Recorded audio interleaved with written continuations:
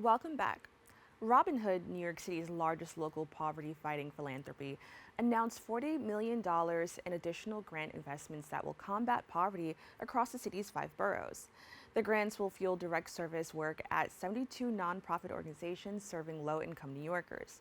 Here to speak more about these grants is the Chief of Grant Strategy for Robinhood, Sarah Oltmans. Sarah, thank you so much for joining me. Thanks for having me. Now, can you give us a little bit of an overview about Robinhood and its overall mission?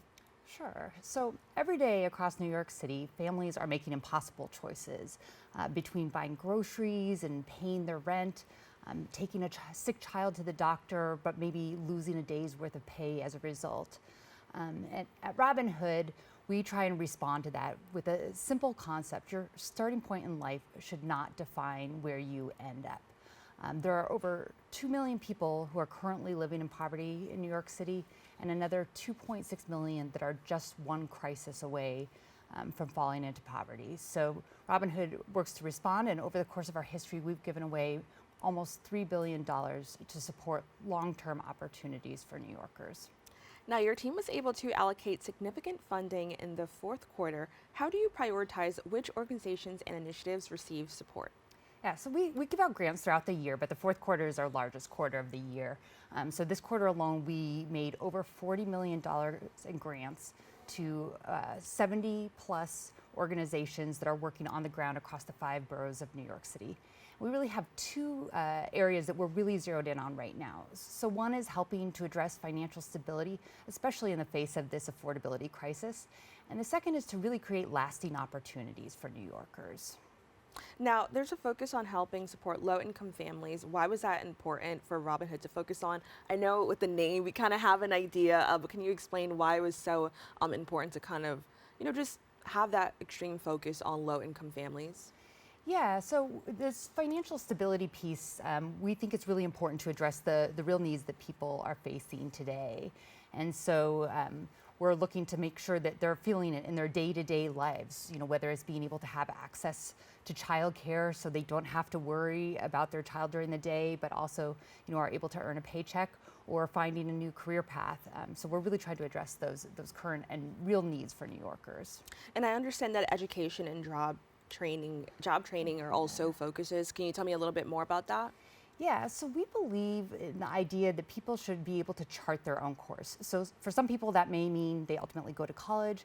For others, they may go into an apprenticeship or a training program. And then some people want to combine both of those things. They want to be going to school, but also be working part-time. So we're really looking at programs that can create those opportunities. So a high-quality education, making sure that people have the skills that they need, or a job training program that puts people on a career pathway that gives them a family-sustaining wage. Now, I understand that a lot of people believe that education and job training are vehicles that can kind of help with financial stability. Can you tell us a little bit more about Robinhood's effort to really focus on financial stability and maybe some organizations you've worked with to help with that? Yeah, so I think coming out of the pandemic, we maybe think things are getting better, but we see that people are really still struggling. Just as one example, the lines at the pantries are getting longer, not shorter. So we've been funding a couple of really innovative programs. So one right here in the Bronx at the Hunts Point Market, Sharing Excess, is really trying to tackle two problems at once. The rescuing food that would otherwise be thrown away, but it's perfectly good, and giving it to food pantries to help families in need. And this year alone, they've rescued over 8 million pounds of food for New Yorkers.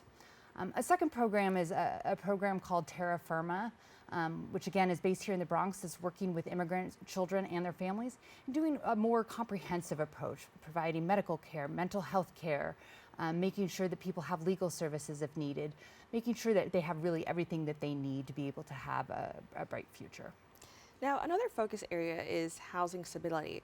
How does the team approach this issue of housing security in a city as large and diverse as New York? Yeah, it's a great question. I mean, I think everybody knows that affordable housing is probably one of the biggest things facing New Yorkers.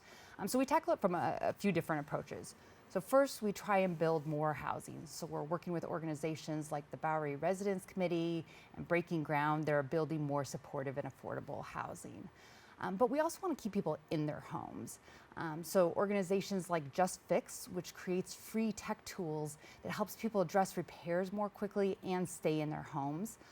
But I think maybe the most effective approach is sometimes legal services. So we've seen, working with organizations like Legal Aid and the New York Legal Assistance Group, that if people have a lawyer when they're facing eviction, more than 80% of them will be able to stay in their homes. Now, what is Robin Hood's long-term vision for breaking the cycle of poverty, and how do the funded programs contribute to creating economic mobility for low-income families? Yeah, so we are really trying to address these needs today, but we're also trying to think about long-term opportunities. So one of my favorite examples is our Child Care Quality and Innovation Initiative, which is a $50 million initiative focused on childcare. So first of all, childcare can be almost as expensive as rent for many families. So if we can make it more affordable, that's money in their pocket today. But it also means that a parent, especially mothers, can go to work.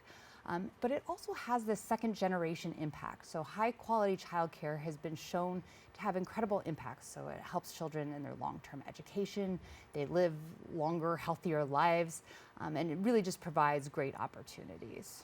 And speaking of, just thinking long-term, I know that unfortunately in our city we have a lot of things that need immediate assistance, right? But when we talk about long-term, can you explain, how does an organization think about things that are long-term while also addressing the needs that are needed right now? Right, so we do address those immediate needs, things like food pantries, but then we also think about things like a career ladder. So how can somebody get the training that will allow them to earn more over time, which allows them to support their family, maybe eventually own a home, really to build that wealth. So looking at those career ladders, looking at education, things that really have that lasting impact.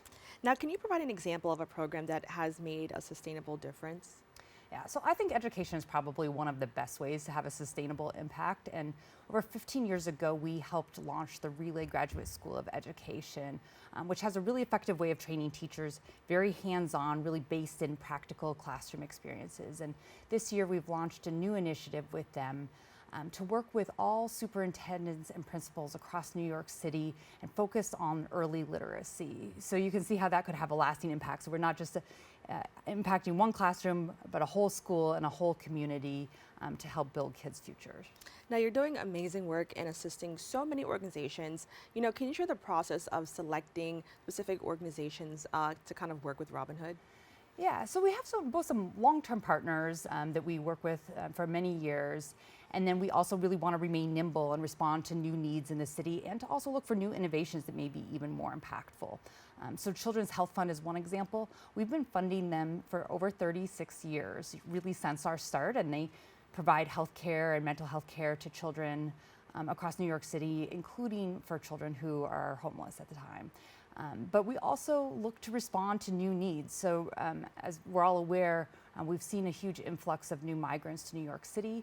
And since December 2022, Robin Hood's given away over $12 million to support these really immediate needs. So we try and balance all of those things, but I think the one thing we are real focused on is results. So that's the one piece that's in common, whether it's long-term or shorter-term partnerships. Now, very quickly, if there is an organization out there that is maybe looking at this and kind of wants that assistance or feels like they need that support, where can they go to learn more information? Yeah, they can always just come to our website, which is robinhood.org, and they're able to both get more information about what we fund, but also put in an inquiry through our website. Well, I want to thank you so much for joining us and having this conversation. Just doing this work here in the Bronx, I know that there's so many organizations that are out there supporting low-income New Yorkers, but they definitely need that support. And as you mentioned, we would think things are getting better, but we're seeing that, people are still struggling. So I think it's amazing your organization is out here doing the work to support people doing that work. So thank you so much for joining us. Thank you so much. To learn more about their work to support New Yorkers, please go to their website at robinhood.org. We have to take a quick break. We'll be back with more Open after this.